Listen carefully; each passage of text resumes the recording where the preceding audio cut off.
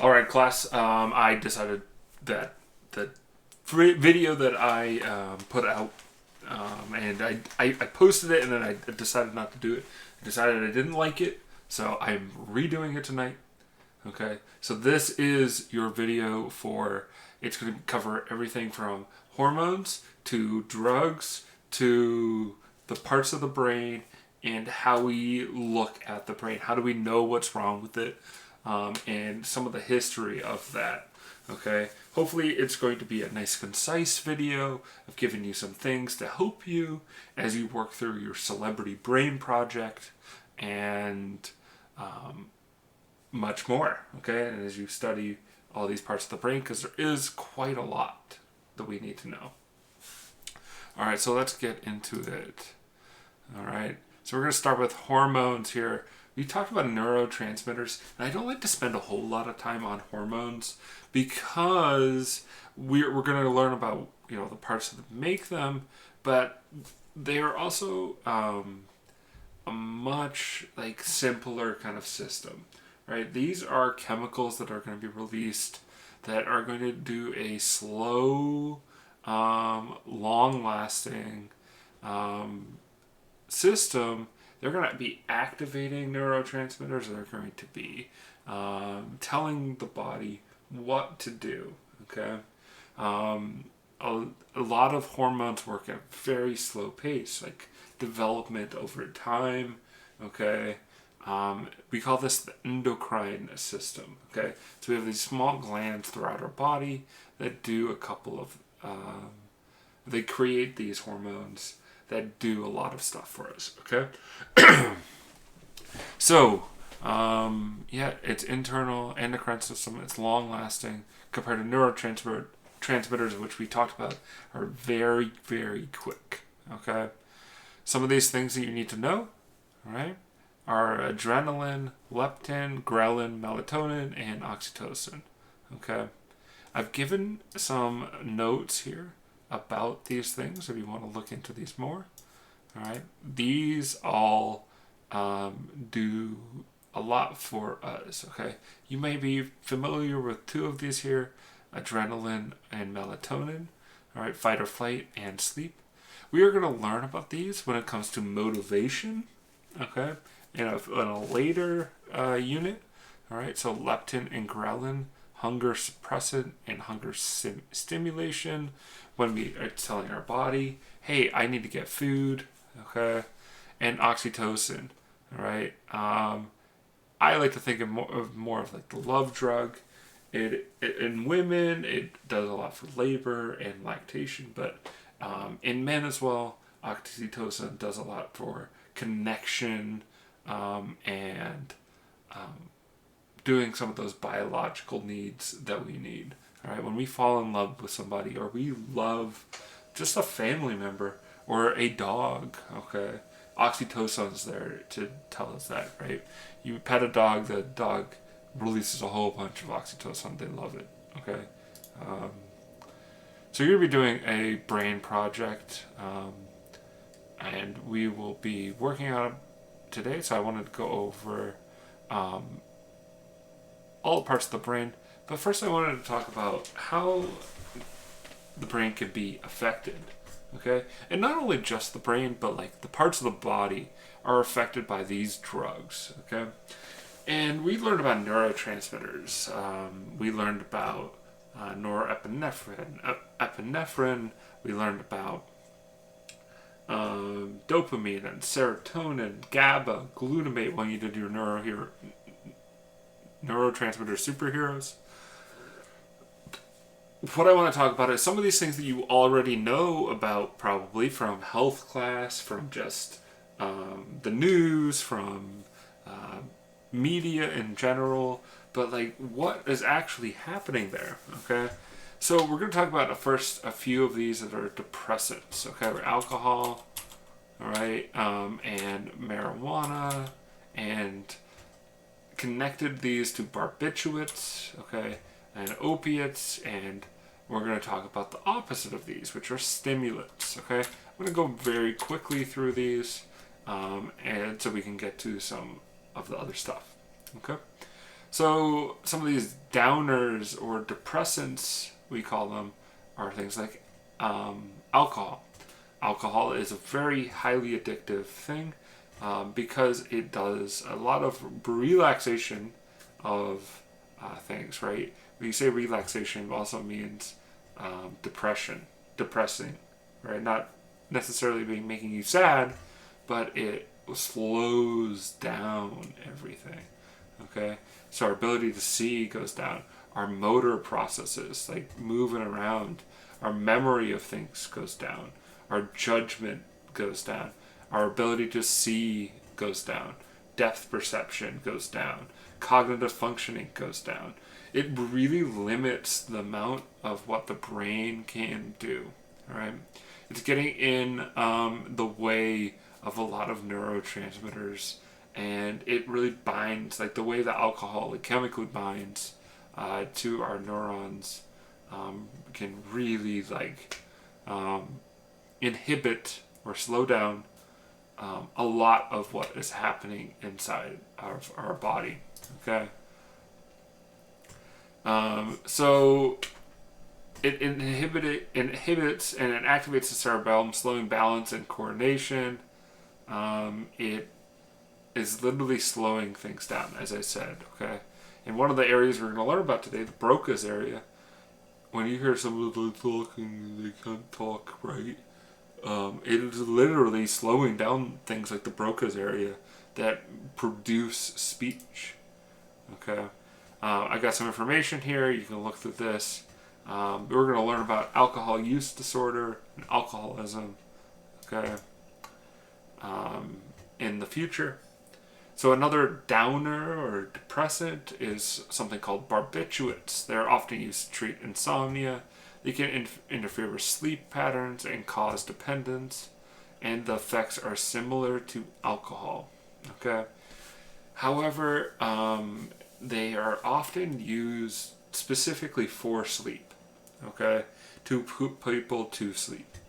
Okay, and if you overuse these things, and this is a common theme of these drugs, is overuse causes a need for them, right? Our bodies get used to and adapt to lots of different things. And if something is coming in and telling us to go to sleep, just like the things that we use to go to sleep, like GABA, right? If we are not needing to use GABA, we stop using GABA. We stop using it. Which means when we don't take one of these, like you get addicted to one of these, you don't take it, you can't fall asleep. All right. But insomnia is it's a problem where when we don't supply enough GABA. So like barbiturates can be used for that, but they are very dangerous in the fact that they are so addictive. Similar to that with opiates. Opiates are typically about pain management, right? Just like endorphins deal with pain, which endorphins are naturally painkillers, right? Opiates take away the pain and also can like completely overfill our body with endorphin like neurotransmitters, okay? Where we are tricked into thinking that there's no pain, or even if we don't have pain anyway, we think, okay, we are fine, right? Like I'm just about to take an ibuprofen, and I think, okay, like I'm going to use this ibuprofen, and it's going to help me calm down. But opiates, morphine, and heroin are literally removing all the pain. So highly addictive that if you use these one time or twice, you're going to be addicted for the rest of your life. There's a lot of people that will say, I'm not going to be addicted to heroin, take heroin, ruins their life. Okay? I literally took an ibuprofen. It's not an opiate, but anyway, you get the picture. Our next one is going to do the opposite. All right. So the other ones were depressing. They were inhibiting the neurotransmitters and the nervous system. These ones are going to be exciting it, so speeding things up. They do one of two things, right? These are chemical compounds that we call Oh my god, I can't think of the agonists. Okay, so we have antagonists that slow us down. We have agonists, right? When we agonize something, we speed it up, right? It's agonizing to wait in the line. You want to speed up the line. Okay, so caffeine is drinking Diet Coke and coffee, tea, cocoa, hot chocolate. There's also different ones that kind of emulate the idea of caffeine that have the same kind of chemical formula that are like very closely related, like taurine. Okay, you might hear that in like an energy drink. It's added to soft drinks and pain medications.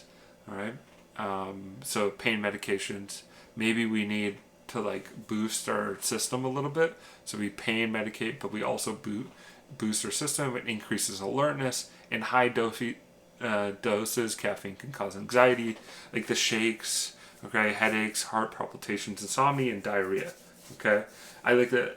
I think sometimes I need a Celsius. I need an energy drink for my day. I know I'm going to be tired. It's going to be a long day, right? And when I take one of these drinks, I often feel the worst when it's like at its peak. Like I'm shaky, I'm anxious, I need a little bit more. Okay, so I need a little bit more calming down. It just doesn't allow you to calm down, right? It's exciting everything, right? Too much caffeine can cause insomnia, and a lot of that can cause problems with the digestive system. Okay. So diarrhea is a common one, right? It's just like, hey, we're gonna flush the system, right? It's excited, okay? It's gross, but that's true, okay? Nicotine found in tobacco. It's one of the most addictive stimulants in use today. It affects levels of several neurotransmitters. And depending on the amount of time smoked, can either have sedative or stimulating effects. It can lead to numerous withdrawal symptoms, including nervousness, headaches, and irritability, right? Our body gets used to these stimulants, okay? And nicotine is just enough that our body gets used to being like, okay, this thing is doing the job for me in lots of different ways. I need that thing, right? And that's why smoking tobacco, chewing Zins, I'm not saying you're chewing the Zins, but chewing tobacco, Zins, all sorts of other things are very highly addictive. Okay, vape pens. Okay, I know at least some of you probably are out there smoking vape pens. Stop doing it. All right, get yourself out of this. Come down before you have major problems in the future. I suggest that. Amphetamines, okay. You can find amphetamines in many different ways, right? Meth is an amphetamine, but there are things that we use amphetamines for, like ADHD, right? There's lots of different versions of them in different strengths and dosages and styles, okay? ADHD medication is one of the like safer versions of this, like Adderall, okay? So it stimulates neural activity, causing accelerated body function. It's associated with energy and mood changes with devastating effects, right? When it comes in, the terrible drug form, amphetamines are absolutely addicting because of how much they speed up the body, right? Meth is no joke. One of the most addictive and scary drugs that you can have out there, right? And it overloads the body with lots of different stimulation, making you really happy or anxious. If you take too much and get too addicted, you can get really anxious and terrible with the amphetamines. So the epinephrine, similar to epinephrine, a hormone that activates the sympathetic nervous system. Okay, so epinephrine, in this case, talking about activating the sympathetic nerve, speeding everything up, increasing alertness as the feeling of well-being, cause euphoria followed by a crash, including severe depression, leads to a cycle of depression, right? This going up, being happy, and then crashing, leading to you to be like, I gotta go back to the happy place, okay? Um,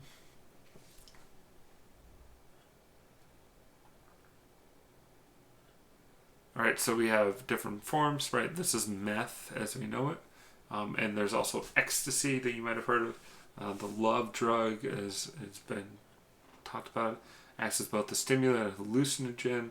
Hallucinogen is hallucinating, seeing things. Okay. And even short-term use of ecstasy may have long-term consequences. Okay. You know, having this situation happen, right, where you take this drug can activate so much, right? Imagine you just wear out the ability to activate these things, okay? We stop being able to do this by ourselves, okay? We're using something to do that, right? It's produced euphoric high that can damage serotonin producing neurons, which results in permanent deflation of mood and impairment of memory, okay? And this drug you've obviously heard of, right? Cocaine blocks reabsorption of dopamine. This is a big one, right? So when we reuptake dopamine, right, that reabsorption, we are storing that for other uses. If we take cocaine, it tricks our body into just constantly firing the dopamine, which feels like you are on fire, right? That's what it's supposed to feel like. You feel like you cannot be stopped, all right? And that when I say that, that's a euphoric. It's alert. It's motivation. It's like go, go, go, go, go. When you don't have it and it doesn't last very long, this crash happens. Anxiety, depression, and strong cravings. Okay, people that are addicted to cocaine take it very frequently.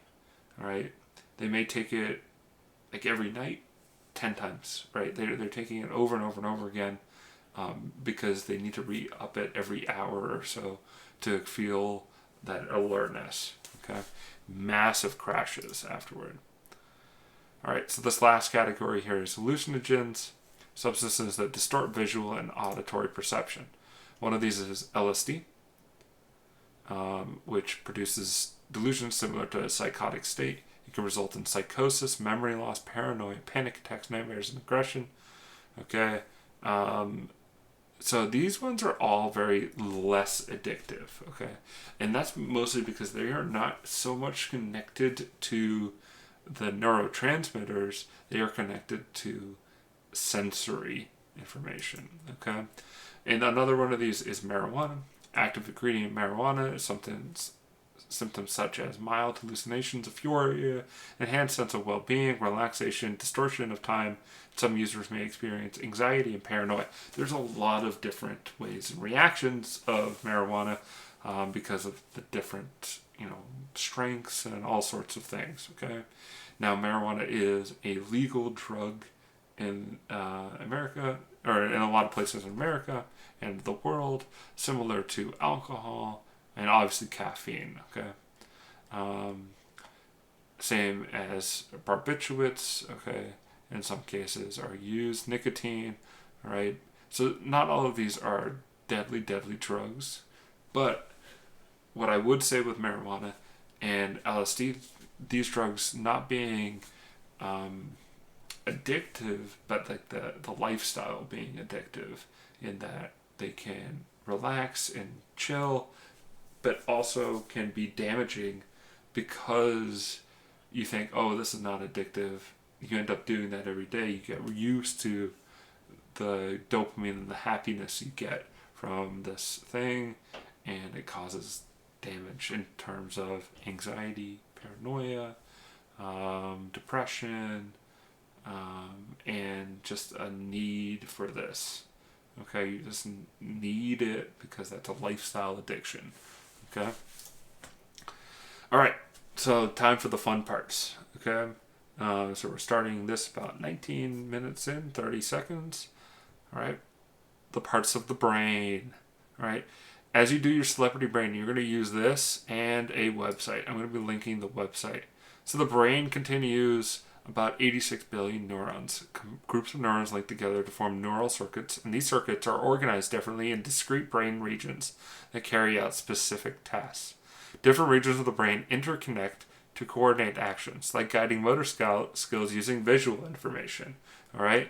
So we use these two different forms of parts of the brain, and we combine them together. We can be using all parts of our brain for all sorts of different things all the time, right? You're listening, you're reading, you're looking, and that coordination and building those habits, right? You start playing a sport, all of a sudden you gotta use all of these parts of the brain and connect them, and you get better and better at the sport as your brain gets better and better at understanding and building those pathways throughout our brain. Okay, I like to use the example of the brain like a city with different parts. Each of those parts understand so many different functions of the body all at once. It's so overwhelming, like that of a bustling, busy city. Okay, I'm going to use the city as an example for the entirety of this, except for the last two-ish. I think it's the last two about the parts that would rely on hearing. Okay, I've got some good ways to remember those. All right, so we're going to start with the brainstem. The brainstem's like the bridge to the city. All right, and the biggest part of the brainstem that we are talking about here, well, we've got a couple of different parts, but the biggest part here is the location at the base of the brain. The brainstem includes the medulla and generally controls basic functioning, such as breathing. The heart rate damage to this area of the brain pose the greatest threat to your life. Okay? Think of the biggest bridge to the city. Without the bridge, nothing would happen. Nothing would get in. Nothing would get out. Right? The brain would die without the medulla oblongata, as its full name is. And a little bit next to that, okay, is this place called the reticular activating system. And this bulb is going to go up into the brain a little bit deeper. And what it's doing is it's the reward center. So dopamine acts as a reward here. All right. And I kind of like to think of this like the bright lights of the city. And the bright lights are often used as a metaphor for chasing, fame or fortune, all right? Or massive success, okay? So chasing the bright lights of the city, the RAS guides us to do things by rewarding us. Also, when the lights go down, we can sleep easier, okay? It's one of the parts, it's sleeping and reward center of the brain, okay? I know it doesn't say they're there, but, types of learning, cognition, and emotion, right? A lot of what we learn is through rewards, right? Our brain is using dopamine like tokens of rewards, okay? The cerebellum, all right, located behind it, is like this mini version of the brain, right? It's like the basic brain, okay? Generally controls coordinations of muscle movements, balance, and the forms of procedural learning. Procedural learning is like learning how to ride a bike, okay? Learning how to walk, learning how to do things that are just basic kind of skills that we don't really think about. We just observe and copy and do and try and learn how to do those things, okay? So the cerebellum is the concrete base of the city, keeping everything in place so it doesn't sink into the ground, okay? Making sure that we're balanced, that we can keep walking, that we keep staying alive. All right. This next part of the brain is the cerebral cortex. It's divided into two hemispheres. Hemispheres like the globe, and includes the limbic system, the thalamus, the hypothalamus, pituitary gland, hippocampus, amygdala, and some more, and the corpus callosum, and the lobes of the cortex. Okay, so the lobes are being lobes like big center locations. Okay. So the first one we're going to talk about here is in the limbic system. Okay, this limbic system is this middle area. You see, if you can see my mouse, all right, that is the limbic area. Okay, the middle of the brain here. I like to think of it as the air traffic control or the receptionist. With those roles, information is received and directed where it needs to go. Okay, the thalamus does the same with all sensory information except for smell. Taking in this information, they're directing it to the appropriate area of the cerebral cortex. All right, so again, like the airport, maps, subway, controlling where this information goes, controls all of this information and sends it along where it needs to go. All right, getting it into the area. I also want to mention that the limbic system being so connected has a lot to do with memory, because we're going to learn about this place called the hippocampus. Okay, and the hippocampus deals with memory. All right, so we have the thalamus. Now we have the hypothalamus. Okay, the hypothalamus is doing a lot of control of our endocrine system, so hormones. Okay, and it is controlling both the endocrine system and the nervous system in different ways. Okay, it is a link between the two. I like to think about it like it is our motivation and control of the city, and it is making sure that everything we need to do happens. Okay, so hormones are going to be sending out these messages, right? And people talk about their hormones firing. They're hot, right? Women that are experiencing later life. I forget the term for it right now, but later life situations, right, where their hormones are all out of balance. They don't know what to eat. They are anxious all the time. They have heating problems. Like they feel hot, they feel cold. Heat flashes, right? And sexual desires are all over the place. Okay. So it enables us to experience fight or flight, as well as the parasympathetic nervous system return us to homeostasis. It's responsible for our experience of hunger, thirst, as well as the satiety of those drives. Okay, it helps us keep an appropriate body temperature and encourages the sexual response cycle. Okay, the pituitary gland, all right, is going to be controlled by the hypothalamus directly. It is the master gland of the body because it is responsible for the release of hormones and regulating the activity of the other endocrine and glands, bodily systems in a way that affects psychological processes throughout the body. All right, it does a lot with growth and development. The pituitary gland works alongside with the hypothalamus. Like an interesting thing, right? If the pituitary gland has a tumor next to it, right, that is stopping or making it work too much. That's why people like grow really tall or have developmental issues. Okay, or there's some sort of damage to the pituitary gland causes developmental issues for sure. I also want to go back here, the 5 F's. Okay, so it is doing a lot, right?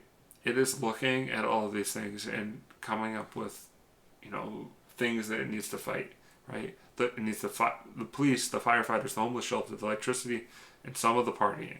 Okay, it is dealing with fight, right? Am I going to fight something? Am I going to flight? Am I going to run from something? Do I need food? Do I need temperature? Like, do I need to be hot or cold?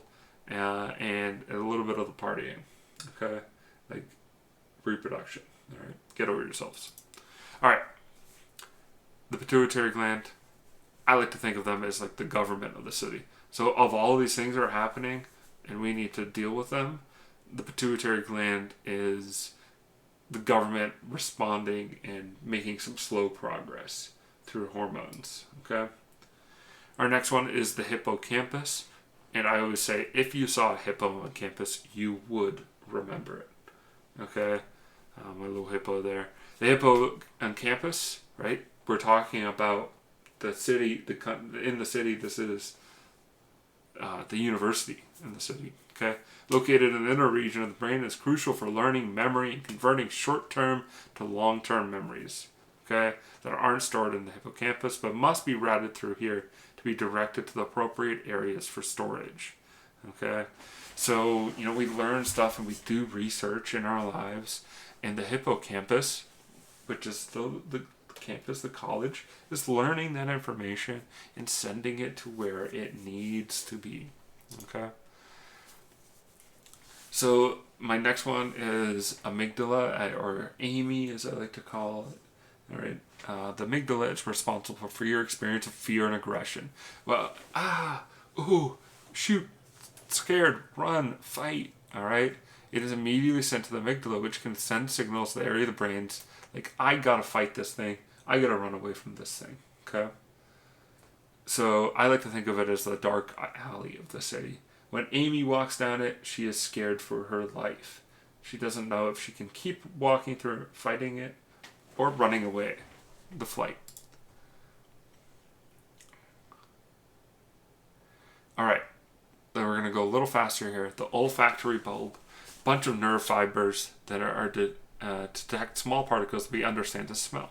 Since it's connected to the limbic system, it's highly connected to memories, okay? Fear, and all of our senses, right? All of the senses go through the thalamus, but much slower than it would for fear and for smell. Okay? So things that we are scared about that go through the amygdala, and things that we smell are actually, just because of location alone, much, much greater connected to our sense of memory. Okay? So, splitting up the two parts of the brain, we have the corpus callosum. The corpus callosum is a band of neural fibers that connects the two hemispheres of the brain. This enables communication to go from one to the other without allowing the other hemispheres to work together. Well, while allowing the hemispheres to work together. All right, just underground subways or tunnels. This is how you get from one side of the city to the other. Interesting about the corpus callosum is we don't need it. All right, we don't need tunnels and subways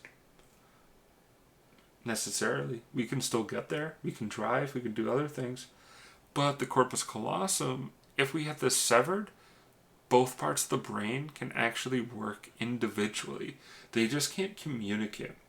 All right. So when there are things that, separate our thoughts, we feel like they're individually thinking as one brain, but they can actually confuse different things. Okay, because there's two different vocalizations, right, where we understand sound and where we can speak. We can actually read something with one part of our brain and not be able to say what it is because of the other part if we were to have this severed. It is only severed in the case of people that have really bad seizures, all right, but they basically are at any moment can fall over and have problems and potentially die because they fall in the wrong way. They don't recover from the seizures. All right, so we're going to talk about the lobes of the main part of the brain, okay? The lobes are all connected, and there's the big part of the brain that we think of, okay? They are very important to our brain, okay? Our first one is the occipital lobe. The occipital lobe is in the back. I'm pointing in real life, but the back of the head, okay? It controls visual information processing that are located in the rear of the brain. There's actually these small connections that go from your eye straight back here, kind of wearing glasses backwards. It's kind of interesting. All right, they're the security cameras of the city, seeing everything. Okay, the occipital lobe. The temporal lobe is generally controlling auditory and linguistic processing and allowed on the sides of the brain. While it may make more sense with the occipital lobe, the right temporal lobe contains an association area which enables us to recognize faces. Okay? So this is the noise of the city, the cars honking, the hustle and bustle of seeing all the people. The temporal lobe controls these. Okay? The parietal lobe is generally controlled association area with the process and organization of information in the somatosensory cortex, which processes touch sensitivity. Those lobes are connected near the back of the crown of the brain. Storing long-term stories like books, this is the library, okay? Keeping them from where we need them, but also new things all the time, okay? When we touch something and we're like, oh, that's new, that's different. Okay, our brain stores that information and goes, next time we touch something, it looked like that, and it felt like that, and it was made out of that material, and it worked like this. And our brain stores all that information in different places. The parietal lobe has all that information. Okay, it can connect to all that information. All right, and you actually see a lot of things like where we feel for our fingers and our hands and our arms and our knees and our elbows kind of all have these spots inside of the parietal lobe that are like their spots. So if you touch something like that, it links up in the parietal lobe. It's like, okay, something's touching my elbow. What am I going to do about it? Okay. All right. So the somatosensory cortex, located in the front of the parietal lobe, processes touch sensitivity. So I was just talking about, right? The parts of the area of the body, and your fingertips versus your small of the back, deciding what we're going to figure out, what we were touching. Okay. If you were to touch your back, what do you feel it on your back or your fingers? Okay.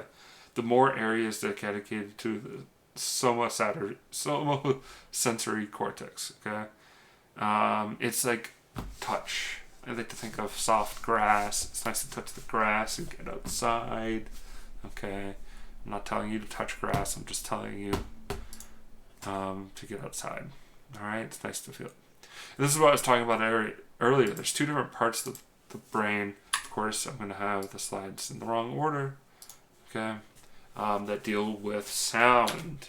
AP Psychology quizzes, tests love these two locations. Okay. The Wernicke's area, I'm just going to say it as simply, is dealing with understanding speech, even your own speech. Okay. You say something, you don't even know what you said. Okay. Because your brain just said something. When people have strokes, they typically have a hard time. Not typically, but typically one of these two areas is often damaged in a stroke. Because a stroke is like brain blood bleeding. Okay? So Wernicke's area is only in the left hemisphere of the brain. Okay? So the Wernicke's area, I like to think of it as W, like the W of Wernicke's, and the word what. What did you just say? Okay. All right. So Wernicke's aphasia is difficulties with spoken language from others or themselves.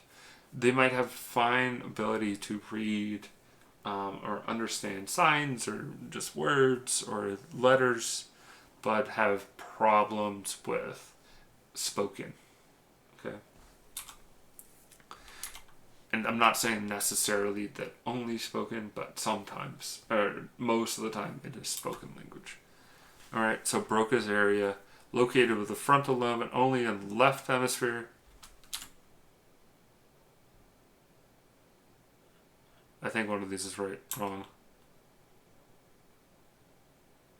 I need to look at it. All right, the Broca's area, located in the lobe of the left hemisphere.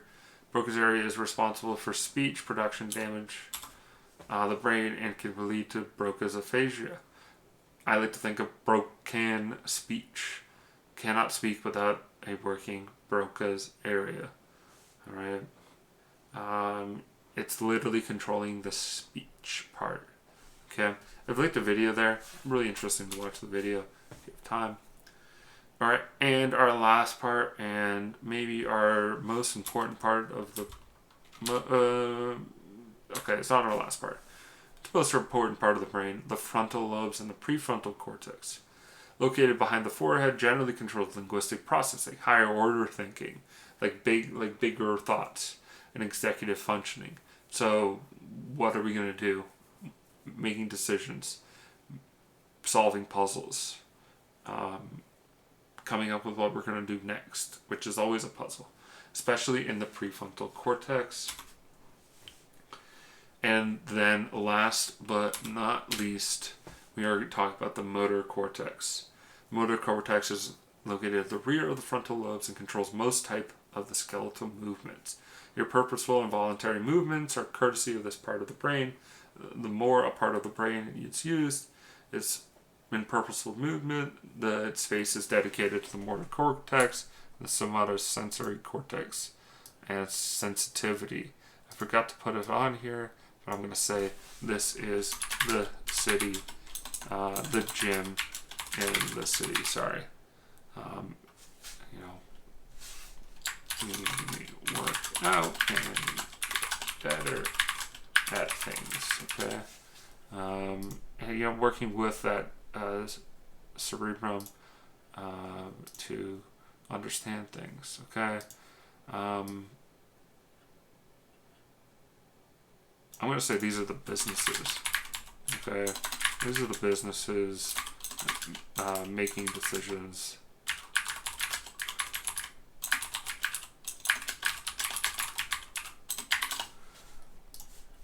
All right, and last slide, but not the least, we're going to talk about some old versus new technologies and brain scans, okay? So we used to just have to watch the effects. We had no living images. We did things like Phineas Cage. Remember we learned about Phineas Cage on like day one? So there's a couple of different things you can do to understand the brain, okay? You can do selective lesioning. Lesioning is like burning or destroying clusters of cells that can teach us about things and can actually help with things in some cases when there's like a small problem. Okay. The EEG detects electrical activity of brain waves. So we see that here. Okay. The ups and downs. Okay. It's literally just the brain waves. You can see some activity. We put some scanners on different parts of the brain. We can see that activity. Okay. Computed tomography or CT or CAT scans, they're both are the same thing. They're X-rays that make up a slice through the image, reveal brain damage structure only. So you can see damage, you can see parts of the brain, okay, and where the damage, physical damage is. And then we have PET scans, or there's also MRI scans that do similar things. They look at the activity of the brain by following radioactive glucose that goes when the brain performs a task. And with that, I'm going to stop my recording. I hope this helped. I know that we kind of got shafted by the schedule of the last couple of weeks, but I really hope this helped. All right, thank you all. Hope you took your notes. See you in class.